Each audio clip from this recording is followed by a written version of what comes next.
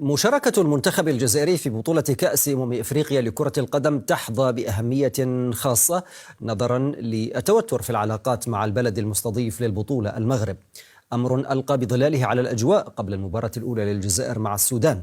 نلقي الضوء على هذا الجدل ونتحدث مع ضيوفنا من الجزائر والمغرب، ولكن بعد هذا التقرير. استقبلنا المغاربة بحفاوة بالغة. نحن سعداء للغاية بوجودنا هنا في بلد مجاور لنا. والدي جزائري ووالدتي مغربية، وهذا يمنح مشاركتي في هذه البطولة طابعا خاصا إلى حد ما. طابع خاص، توصيف اختاره قائد المنتخب الجزائري رياض محرز للتعبير عن سياق كروي ينعقد في إطار سياسي شديد التعقيد. فالمواجهة الكروية مع منتخب السودان تقام على أرض المغرب، البلد الذي لم يتمكن فريق محاربو الصحراء من الوصول إليه إلا عبر تونس بسبب إغلاق الحدود البرية بين البلدين الجارين منذ عام 1994 والحدود الجوية منذ عام 2012. مباراة وسط أجواء مشحونة وجماهير منقسمة. في الشارع المغربي رسائل استقبال وتنظيم لافت أشادت به أصوات جزائرية عبرت عن انبهارها بحسن الضيافة وجودة التنظيم. في المقابل أصوات جزائرية أخرى منتقدة، ومن بين هذه الانتقادات صعوبة الوصول إلى تذاكر المباريات، والتي فسرها البعض على أنها محاولة لقطع الطريق أمام حضور جماهيري جزائري كثيف إلى الملاعب، وهو ما ينفيه الجانب المغربي. أجواء ساخنة سبقت صافرة الانطلاق، فالانطلاقة الجيدة كما يؤكد الخضر هي مفتاح النجاح في كأس الأمم الإفريقية، والانتقادات هي جزء من أي بطولة كروية. من الضروري أن نبدأ المنافسة بانطلاقة جيدة، لكن الانتقادات تبقى جزءا من كرة القدم. ما يهمني هو العمل الجماعي من أجل مصلحة المنتخب، ويجب إثبات كل شيء في الملعب. تصريحات النجم الجزائري لقيت ترحيبا واسعا لدى المغاربة، لكن المباريات وحدها هي التي تكشف الحقيقة. هل ستنتصر الروح الرياضية وتعلو لغة الكرة، أم ستتسلل التوترات خارج أسوار الملاعب أيضا؟ ومعنا من الرباط ابتسام تويس، الصحفية الرياضية بجريدة العمق المغربي الإلكترونية. أهلا بك. كيف هي أجواء المباراة والاهتمام الإعلامي والسياسي بمنتخب الجزائر؟ أهلا بكم بمشاهدينا. في الواقع مباراة الجزائر والسودان تعتبر ديربي عربي خالص على الأراضي الإفريقية، وهذا ما يفسر ربما الزخم الإعلامي الكبير حولها.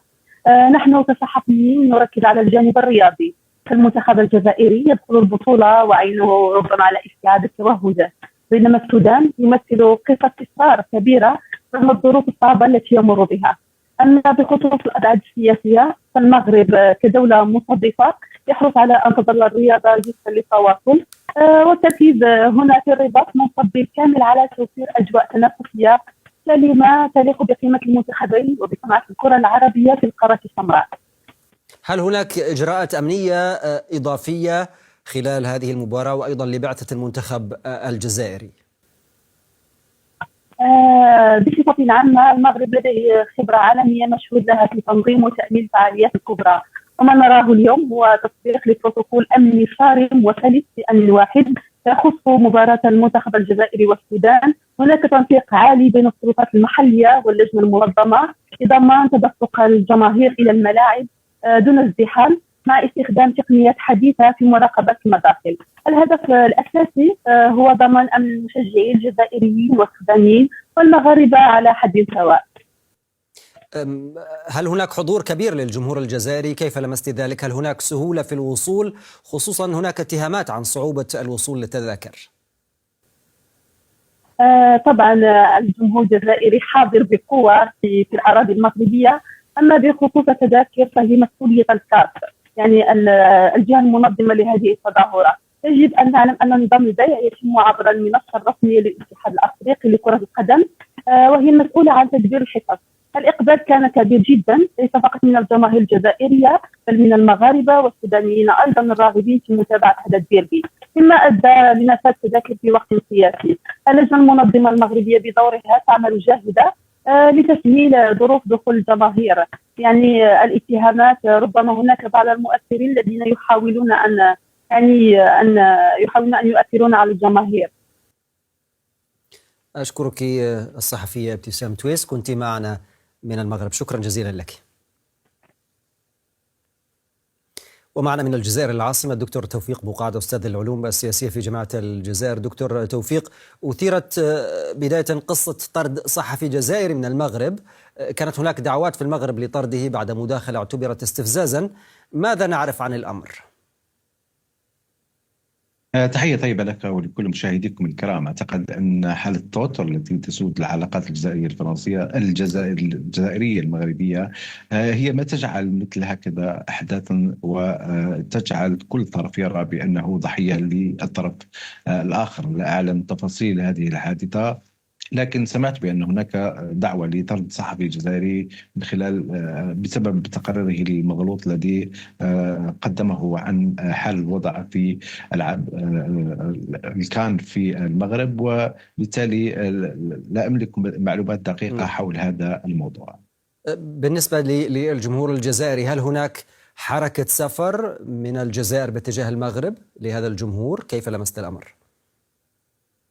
أكيد هناك حضور كبير للجمهور الجزائري في المغرب لمشاهدة مباراة الفريق الوطني الجزائري، ورغم أنه لا توجد هناك خطوط مباشرة بين الجزائر والمغرب، لكن هناك حضور لافت للانتباه سواء من الجزائر عبر إسبانيا أو فرنسا، أو من طرف الجالية الجزائرية في فرنسا التي كذلك أرادت أن تشارك في مساندة القدر في هذه المنافسة القارية. بالتالي الحضور كما جاء في عديد من التقارير الإعلامية، الحضور الجزائري واضح وطاغي في شوارع وساحات المغرب، وكذلك ما تنقله صورة التواصل الاجتماعي التي ترى بأن هناك حضور لافت للجمهور الجزائري في الشوارع المغربية، وهناك تواصل مع أقرانه من الشعب المغربي. وبالتالي هذه صورة إيجابية أعتقد أولية فيما يتعلق بهذا الموعد القاري الكان.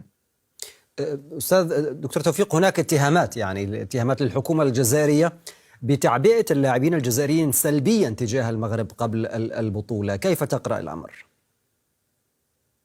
أعتقد أن التعبئة هي تعبئة بين الجانبين، من الجانب المغربي وكذلك من الجانب الجزائري، وبالتالي القول بأن هناك خط واضح بما يتعلق بالتعبئة أعتقد بأن هذا الكلام منافي للحقيقة. وإنما على مدار سنوات الأزمة بين الجزائر والمغرب كان هناك حالة من الشحن وكذلك حالة من التعبئة السلبية بين الجانبين، الجانب الجزائري والجانب المغربي. وبالتالي لا أعتقد بأن الحكومة الجزائرية يمكن أن تعطي إشارات أو تعليمات للاعبين للتعامل او استفزاز الطرف المغربي، لان هذه الموعد الكروي المهم بالنسبه للجزائر هو ان تحصل على الكأس الثالثه وليس استفزاز المغرب، لانه مثل هذه المنافسات اعتقد بانها هي مناسبه وفرصه لكلا الطرفين من أجل تجفيف منابع التوتر وتحويل الصراع بين الطرفين إلى منافسة كروية. وبالتالي هذه المنافسات التي ربما في تقديري الشخصي يمكنها أن تخفف من حدة التوتر.